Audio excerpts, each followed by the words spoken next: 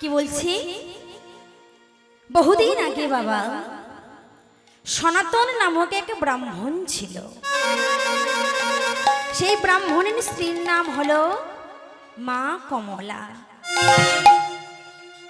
তাহলে মা হরিমতিটাকে, হ্যাঁ হরিমতিটাকে, জয় রাধে।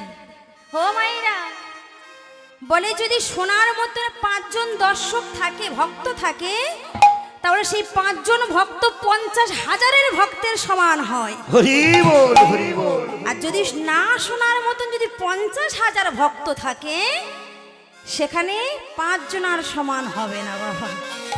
তাই যে কজন আছে বাবা এতেই ঠিক, বেশি ঝামেলা হলে গন্ডগোল হবে।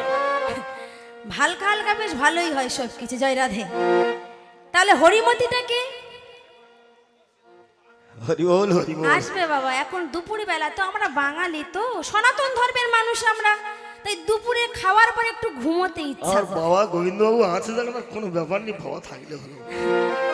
দুপুরে খাওয়ার পর একটু ঘুমাতে ইচ্ছা করবে, ঘুম থেকে উঠে একটু চা খেতে ইচ্ছা করবে। রাধে রাধে। তারপর সন্ধ্যাবেলা যদি মনে হয় হরিবাসরে যাব হাঁটতে হাঁটতে, হবে না?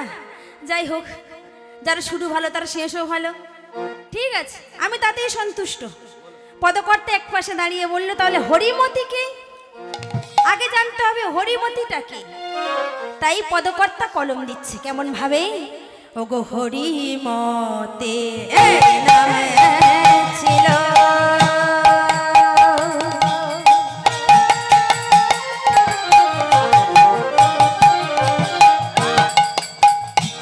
ওই এক ভক্তিমতী মা, হরিমতি নামে ছিল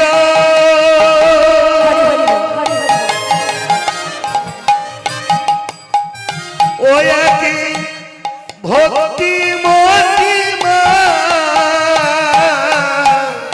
হরিমতি ভক্তিমতি মা। দেখো হরিমতি আহা, নামে ছিল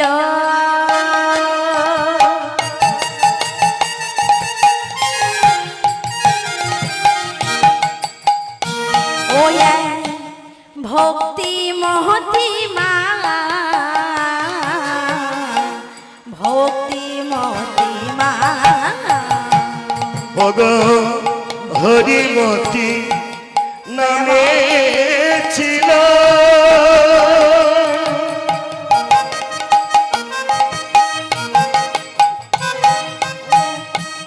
ভক্তিমতী মা, ভক্তিমতী মা। ও সে হরি চরণ বিনা মাতা, হরি চরণ বিনা মাতারি, হরি চরণ বিনা মাতা, হরি চরণ বিনা মাতা। কিছুই বোঝে না, কিছুই বোঝে না। ওগো হরি চরণ বিনা মাতা, কিছুই বোঝে না, না না না, কিছুই জানে না। বলে কবে তোমার পাবো দেয়, বলে কবে তোমার পাবো দেখা, দেখা দাও হে প্রাণ সখা। প্রভু কবে তোমার পাবো দেখা, দেখা দাও হে প্রাণ সখা। দয়াল কবে তোমার পাবো দেখা, তোমার চরণ ছাড়া করো না গো, ওই চরণের অভিলাষী, চরণ বহর হো ভালোবাসি। ওই চরণের অভিলাষী, তোমার চরণ বড় ভালোবাসি। চরণ ছাড়া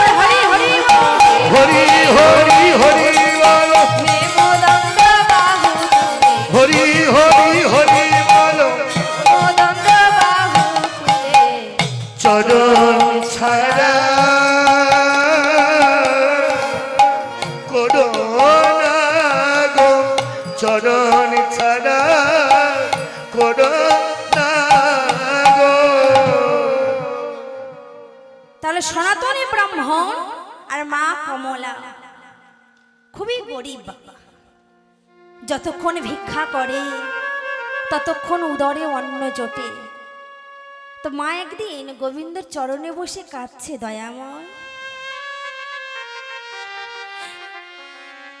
জগতে সবাই এত সুখী আছে,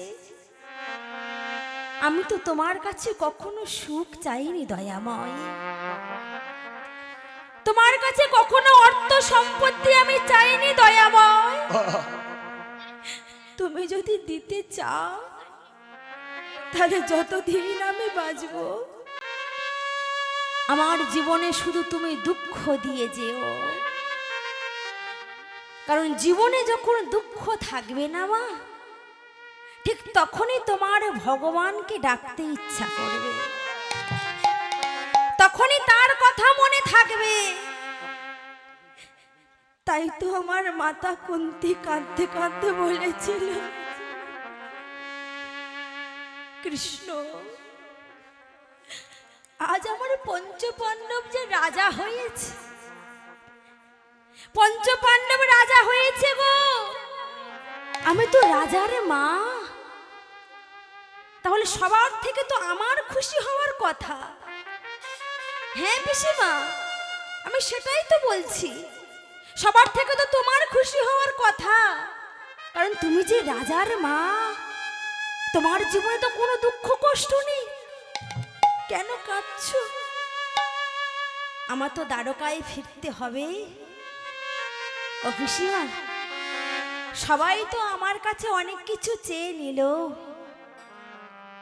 আমার বিদায় বেলা তুমি কিছু চাইবে না? কৃষ্ণ, মাতা কুন্তী নয়নের জলে বক্ষ ভাসাচ্ছে। কৃষ্ণ, আমায় দিতে চাস? দিবি বাবা? তোর কাছে একটা জিনিস চাইবো, তুই আমার দিবি বাবা? ও পিসিমা, কেন দেব না গো?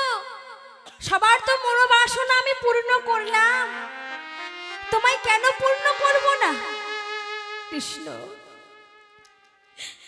যখন আমার কাছে কেউ ছিল না, তখন একমাত্র তুই আমার কাছে ছিলিস। আজ আমার সব হয়েছে, আমি যে রাজার মা হয়েছি, আজ আমার কাছে টাকা পয়সা অর্থ ধন সম্পত্তির কোনো কিছুর অভাব নেই, তবু মনে হয় যেন আমার কিছু নেই। কৃষ্ণ, দিতে যদি চাস তুই আমার সারা জীবন এইভাবে দুঃখ দিয়ে যা।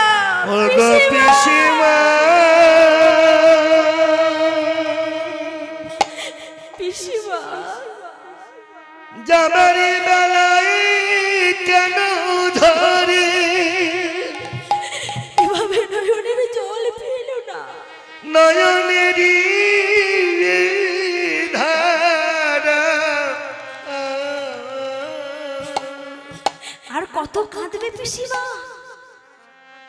সেই কুমারী বেলা থেকে তুমি কাঁদতে কাঁদতে এই পর্যন্ত এসেছো, আর কেঁদো না।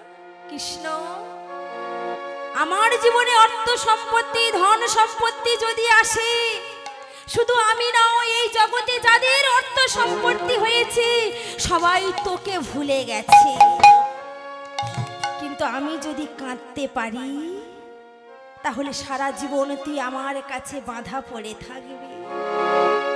তাই চাওয়ার মতনে চাইতে হবে মা, আর আমরা চাইতে জানি না বলে আজ এই মায়ার সংসারে অবিরাম নয়নের জল ফেলে যায়। প্রভু, মা কমলা কাঁদছে, দয়াময় একটা সন্তান আমায় ভিক্ষা দেবে প্রভু।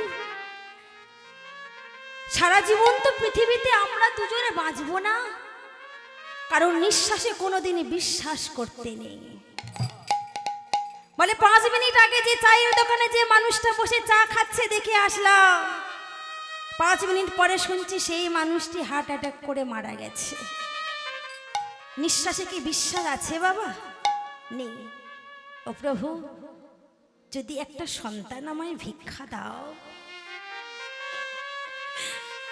সে তো তোমার চরণে একটি দ্বীপ জেলে দিতে পারবে। দাও না দয়াময়, একটা সন্তান দাও। ভক্তের নয়নের জলে ভগবানের হৃদয় তখন কেঁপে উঠল। কমলা গোলক বৈকুণ্ঠ ধামে বসে বসে ভক্তের নয়নের জল দেখে আজ ভগবানের হৃদয় তখন কেঁদে উঠেছে। কমলা, তুমি এভাবে নয়নের জল ফেলো না। এই জগতে আমি সব সইতে পারি, শুধু সইতে পারি না অহংকার আর ভক্তের নয়নের জল। যথা সময় তোমার কোল আলো করে ওরে গো, আমি তো সবকিছু করাচ্ছি। আমার একটি আঙ্গুলের ইশারায় এই জগৎ চলে, আবার একটি আঙ্গুলের ইশারায় এই জগৎকে আমি লয় প্রলয় ঘটিয়ে দিতে পারি। তাহলে আগামী দিনে কি হতে চলেছে সে তো আমি তো জানি। সন্তান তো তোমাকে আমি দেবই, না দিলে লীলা প্রকাশ করব কিভাবে? তাই যথা সময়ে এক শুভক্ষণ শুভ লগনের মায়ের কোল আলো করে ফুটফুটে এক কন্যা সন্তান আমার প্রভু পাঠিয়েছে। সন্তানের এত রূপ, এত গুণ, এত সুন্দর দেখতে বাবা মুগ্ধ হয়ে গেছে গো। তাই ছোট্ট মেয়েটির নাম রাখলো সত্যবতী।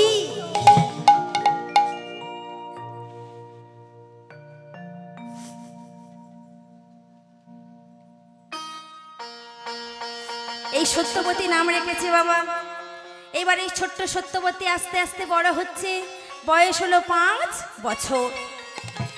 ও মাইরা, যখন সন্তানরা 5 বছর বয়স হয় তাদের জ্ঞান একটু একটু করে বাড়ে। তারা তখন কি ভালোবাসে কি না ভালোবাসে আমরা বাবা মা লক্ষ্য করি। এইবার বাবা লক্ষ্য করে দেখলো সেই ছোট্ট সত্যবতী ও মাই আর 5টা বাচ্চার মতন হয়নি। সে কি করে জানো?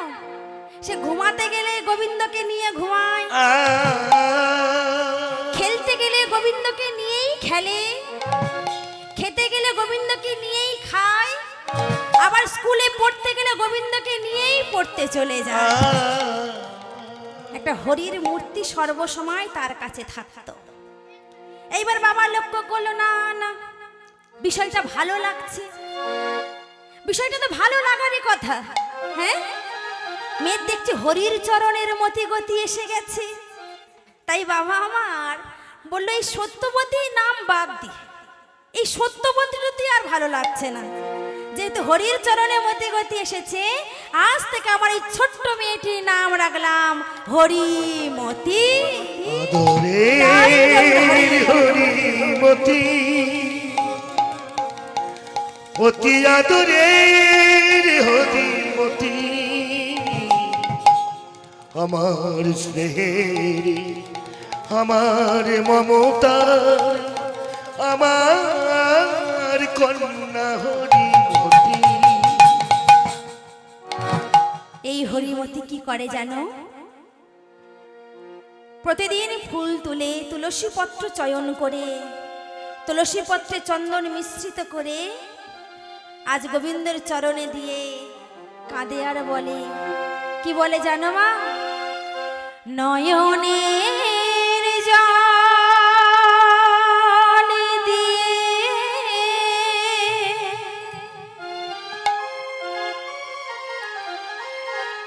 তোমার চরণ ধুয়ে দয়াময় ভক্তির চন্দনে সাজালা,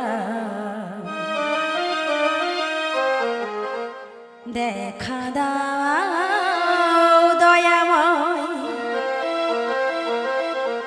কৃপা করো গো ভগবান, দেখা দাও দয়াময়, কৃপা করো গো ভগবান।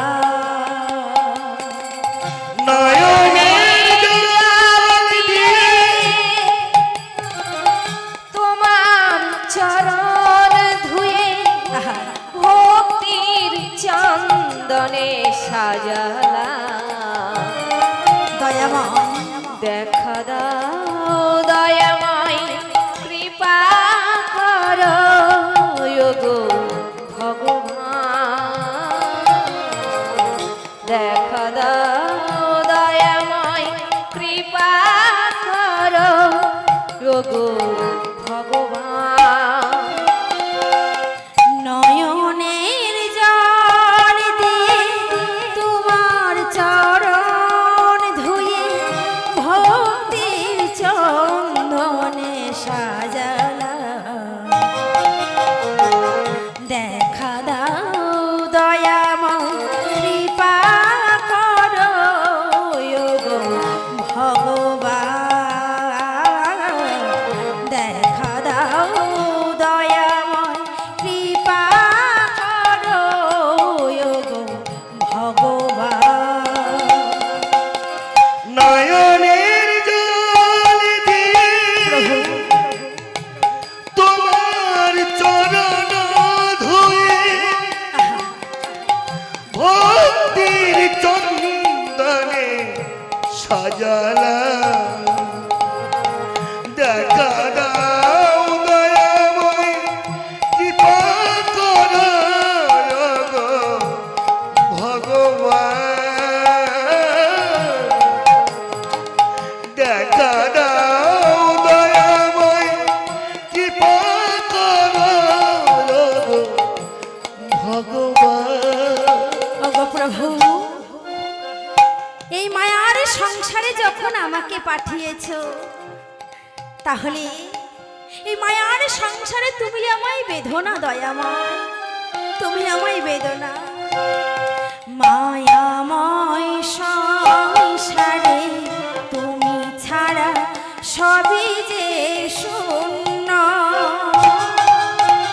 তোমার মধুর নামে আমার এই জীবন হলো ধন্য মায়াময় সংসারে তুমি ছাড়া সবই তো শূন্য তোমার মধুর নামে আমার জীবন হলো ধন্য মায়াময় সংসারে তুমি ছাড়া সবই যে শূন্য তোমার মধুর নামে আমার এই জীবন হলো ধন্য মায়াময় সংসারে তুমি ছাড়া সবই যে শূন্য তোমার মধুর নামে আমার জীবন হলো ধন্য আর অকুলের কান্ডারি মুক্তিদাতা হরি অকুলের কান্ডারি মুক্তিদাতা হরি তোমার লাগিয়া মন কাঁদে প্রাণ দয়াময় দেখা দাও দয়াময় কৃপা করো গো নিতাই গৌর হরি হরি হরি দেখা দাও দয়াময় কৃপা করো গো ভগবান হে মাধব দয়াময় একেবারে কৃপা করো দয়াময় হে মাধব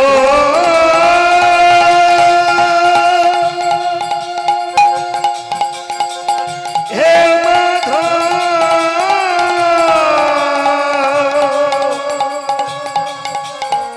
হে মাধব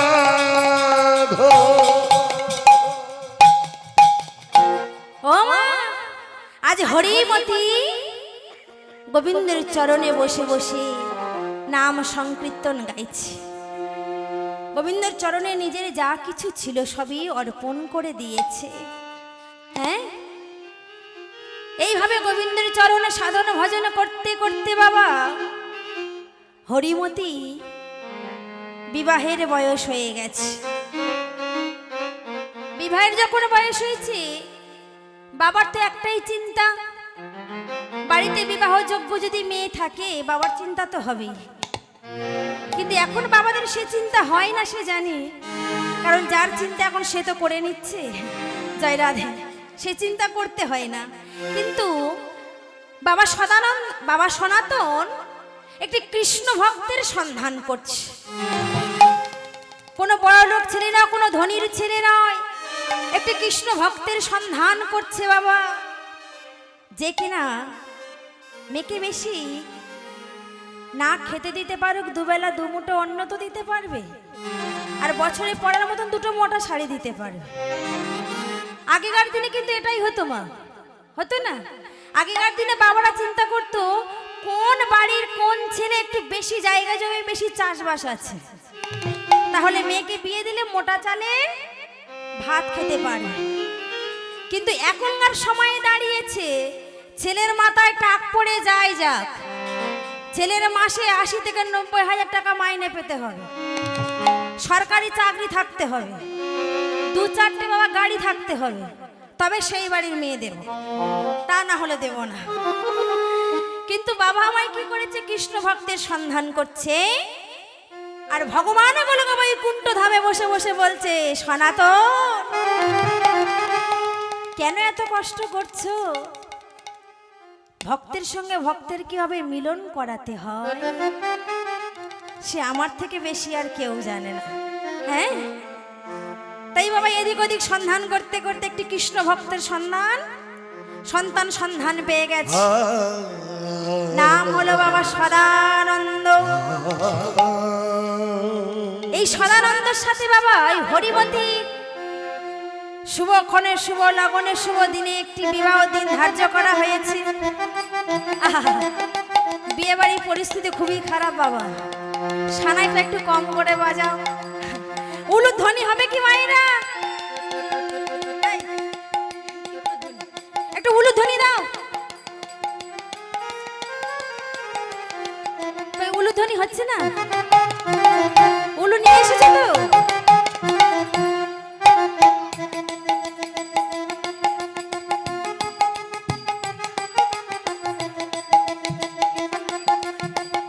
হরিবল হরিবল, শঙ্খধ্বনি, উলুধ্বনি।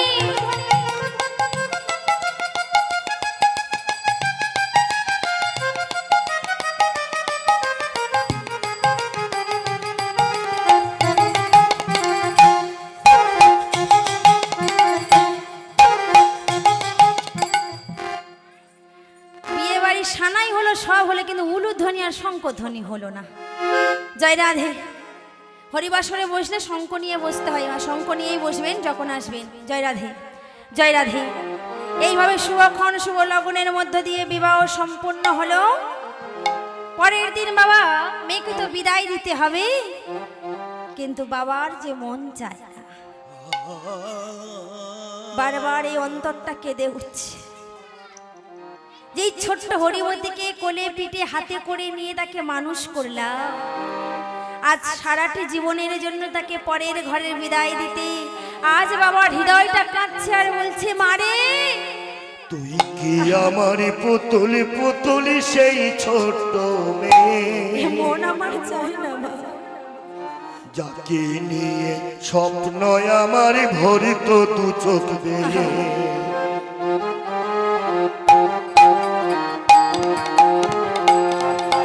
তুই কি আমার পুতুলি পুতুলি সেই ছোট্ট মেয়ে, ওরে হরিমতি, যাকে নিয়ে স্বপ্ন আমার ভরিত দু চোখ বেয়ে।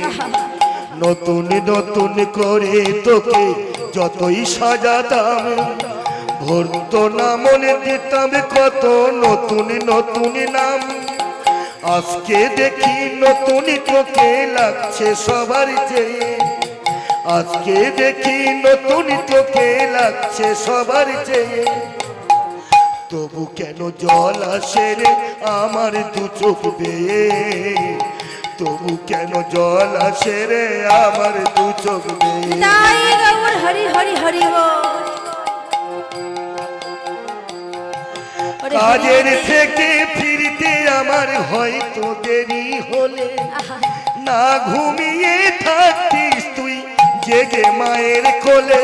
বাবা। কাজের থেকে ফিরতে আমার হয়তো দেরি হলে না ঘুমিয়ে থাকতিস তুই জেগে মায়ের কোলে।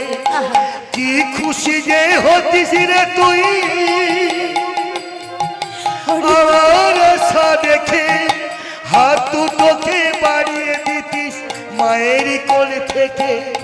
সেই দু হাতে গিয়েছে আজ মেহেদি রং ছেয়ে, সেই দু হাতে গিয়েছে আজ মেহেদি রং ছেয়ে।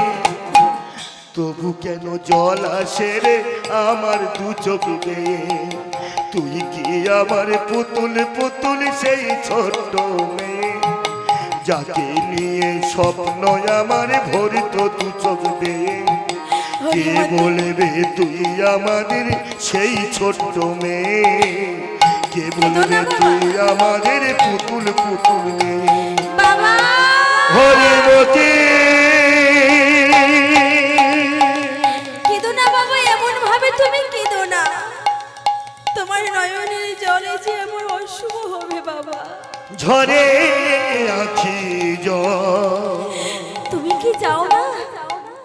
তুমি তো জানো বেলায় যে প্রত্যেকের মেয়ে, প্রত্যেকটি মেয়ের জীবনটাই যে এমন পরকে আপন করে নেওয়া।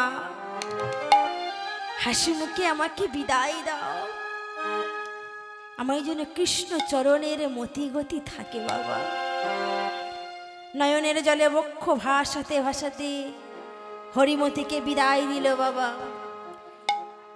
হরিমতি শ্বশুর বাড়িতে গিয়েছে, নতুন সংসার হয়েছে, কিন্তু সেই একই ভাবে গোবিন্দের চরণ সাধন ভজন ছাড়েনি। আমরা একটু জীবনে আনন্দ পেলে, একটু সুখের মধ্যে থাকলে আমরা গোবিন্দকে ভুলে যাই, কিন্তু নতুন সংসার পেয়ে হরিমতি কিন্তু গোবিন্দের চরণ সাধন ভজন ছাড়েনি। এমন করে গোবিন্দের চরণে বসে সাধন ভজন করছে, বৈকুণ্ঠে গোলক ধামে আমার ভগবান যখন বসে রয়েছে তাই নিজ আসনে, আজ হরিমতির ভক্তিতে আসন টলমল টলমল টলমল করছে। হ্যাঁ, ভগবান আমার চমকে উঠল, কে মর্তধামে কে এমন আমার ভক্ত আছে যার ভক্তির কারণে আমি স্থির হয়ে বসতে পারছি না? কে আমার আকুলে প্রাণে ডাকে, কে ডাকে আমার? ভগবান আমার অন্তরে জানতে পারল। সেই ছোট্টবেলা থেকে হরিমতি আজও পর্যন্ত নিষ্ঠা ভক্তি ভরে আজ তার চরণ সাধন ভজন করছে। ও বুঝতে পেরেছি,